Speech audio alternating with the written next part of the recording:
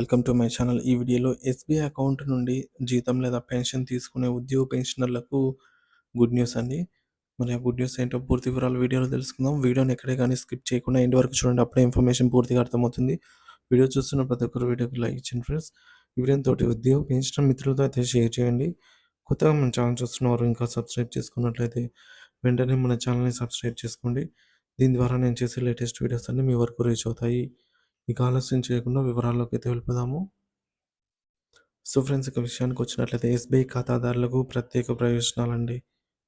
So మీరు state bank of ఇండియాలో ఖాతా కలిగి ఉండి జీతాలు లేదా పెన్షన్ పొందుతున్నట్లయితే మీకు అనేక ప్రత్యేక ప్రయోజనాలు ఉచితంగా లభిస్తాయి. ఈ ప్రయోజనాలు వినియోగించి మీరు ఆర్థికంగా లాభపడవచ్చు. ఈ పథకాలకు సంబంధించిన వివరాలను పూర్తిగా తెలుసుకోవడానికి ఈ సమాచారాన్ని అయితే చూద్దాం. ప్రధాన ప్రయోజనాలు: ఉచిత 40,00,000 ఇన్సూరెన్స్ కవరేజ్ అండి. 20,00,000 పర్సనల్ యాక్సిడెంట్ ఇన్సూరెన్సు. ఉద్యోగి ఆకస్మిక మరణం సంభవించినప్పుడు అతని కుటుంబానికి 20,00,000 వరకు ఇన్సూరెన్స్ లభిస్తుంది.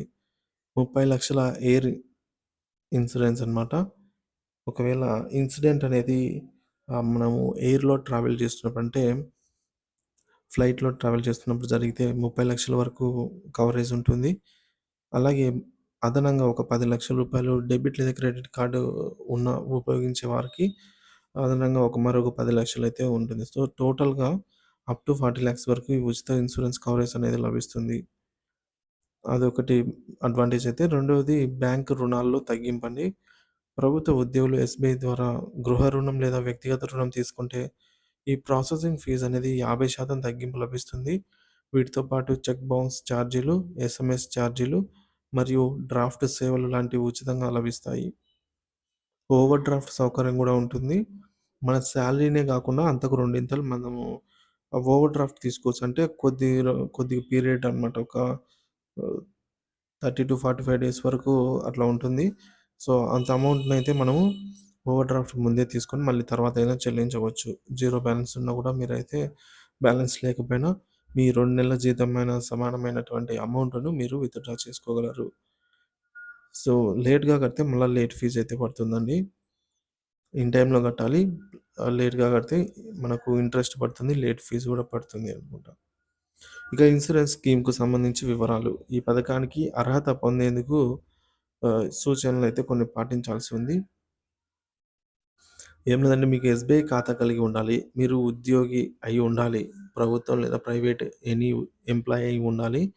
మీరు జీతం పొందే బ్రాంచ్‌కి వెళ్లి ఇన్సూరెన్స్ పథకానికి నమోదు చేసుకోవాలి. నామినీ వివరాలు అందించడం అయితే తప్పనిసరి అండి.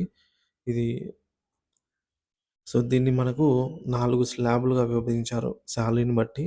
10,000-25,000 మధ్యలో ఉంటే సిల్వరు, 25,000-50,000 మధ్యలో ఉంటే గోల్డు, 50,000-1,00,000 మధ్యలో ఉంటే డైమండు, 1,00,000 పైన ఎంత ఉన్నా కూడా ప్లాటినం ప్రీమియం కింద అయితే కవర్ అవుతుందనమాట. స్లాబ్‌కు అనుగుణంగా మీకు ఇన్సూరెన్స్ కవర్ అమలవుతుంది.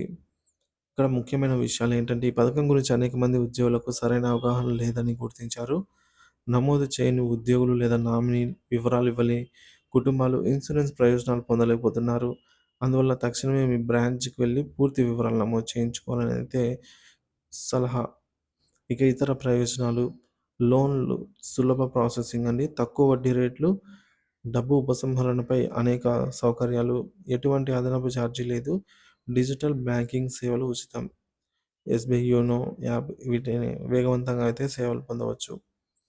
ఎందుకు ఇది ముఖ్యమైనదంటే, మీరు ఎస్‌బీఐ అకౌంట్ ద్వారా జీతం లేదా పెన్షన్ పొందుతున్నట్లయితే, ఈ ప్రత్యేక ప్రయోజనాన్ని ఉపయోగించుకోవడం మీ హక్కు. దీన్ని అర్హత ఉన్న ప్రతి ఉద్యోగి ఉపయోగించుకోవడం ద్వారా ఆర్థికంగా మరింత మేలు ఉంటుందన్నమాట.